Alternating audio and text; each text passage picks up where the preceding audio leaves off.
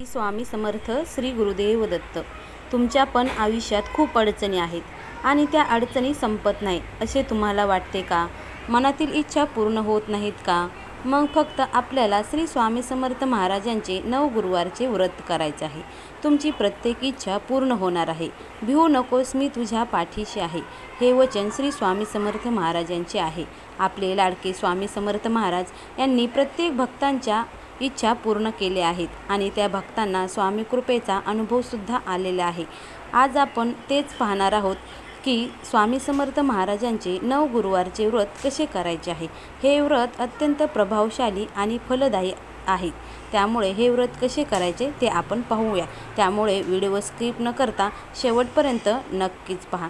हे व्रत केल्याने तुमच्या मनातील कोणतीही इच्छा असेल ते पूर्ण होते. जसे की तुम्हाला चांगली नोकरी लागेल, लग्न असो, संतती प्राप्ती असो किंवा एखादी मोठी अडचणी जरी असेल ना, ती अडचणसुद्धा दूर करायची ताकद या व्रतामध्ये आहे. स्वामींच्या कृपेने सर्व काही शक्य होतं. मग या व्रताची सुरुवात कशी करावी? हे व्रत कोणत्या महिन्यात करावे?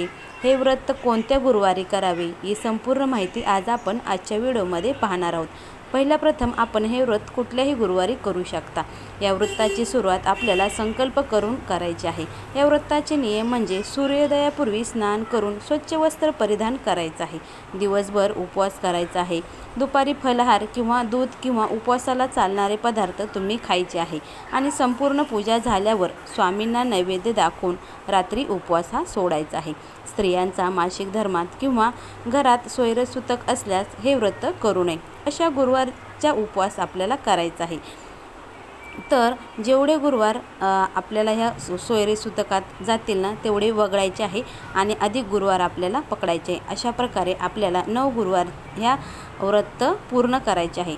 तर बघा, आता हे व्रत कसं करायचं हे लक्षात ठेवा. तर हे व्रत करायचे, तर व्रत करताना आपल्याला गुरुवारी दिवसभर उपवास करायचा आहे. श्री स्वामी समर्थ महाराज मंत्राचा जप करत राहायचा आहे. आता ही पूजा करण्यासाठी काही महत्त्वाचं साहित्य लागतं.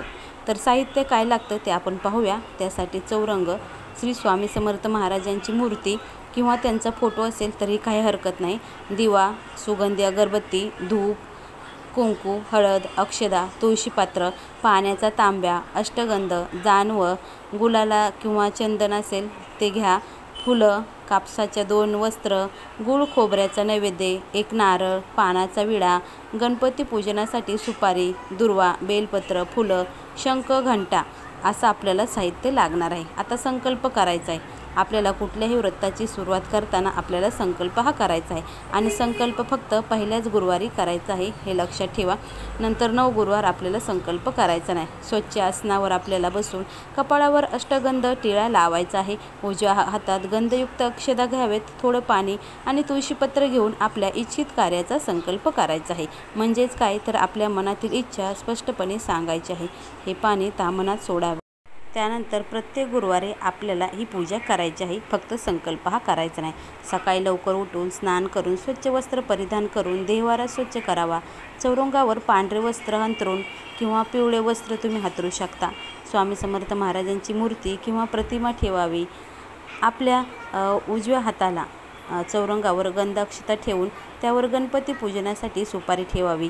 उजव्या बाजूला घंटी आणि डाव्या बाजूला शंख ठेवावा. चौरंगाशेजारी समई लावावी आणि सुगंधी अगरबत्ती आणि धूप लावावा.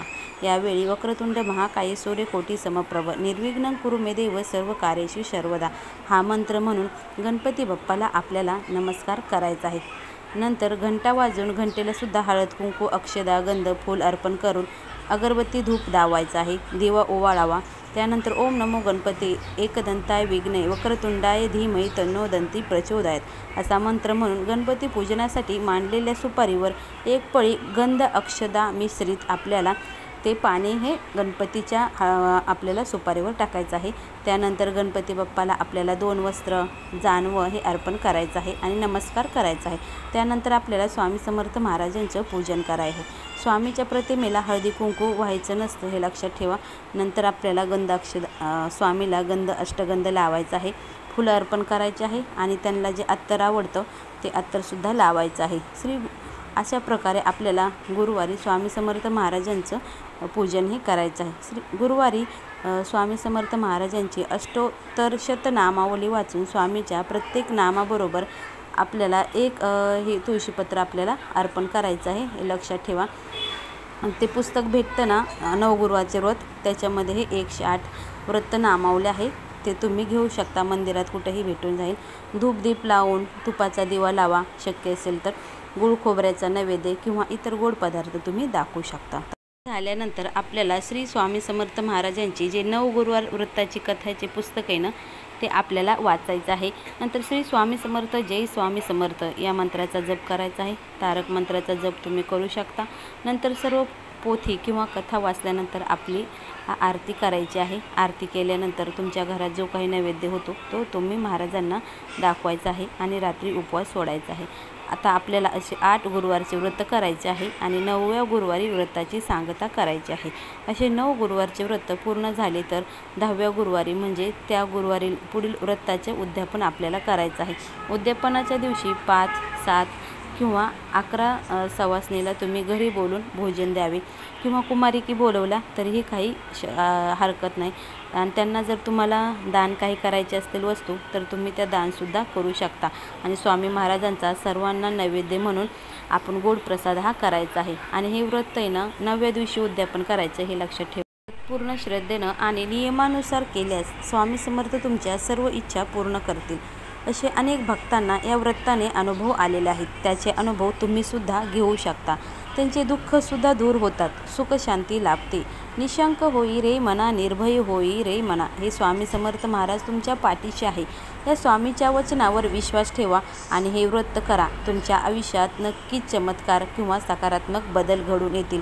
हे अनुभव तुम्ही नक्कीच शेअर आम्हाला करू शकता. तर या व्रतात तुम्ही नक्कीच करा. हे गुरुवारचे 9 गुरुवारचे व्रत करायचे आहे आणि तुम्हाला याची पोथी श्री स्वामी समर्थ महाराजांच्या केंद्रामध्ये मिळून जाईल. जसे की श्री स्वामी समर्थ महाराजांचे 9 गुरुवारचे व्रत हेच पोथी तुम्हाला मिळून जाईल.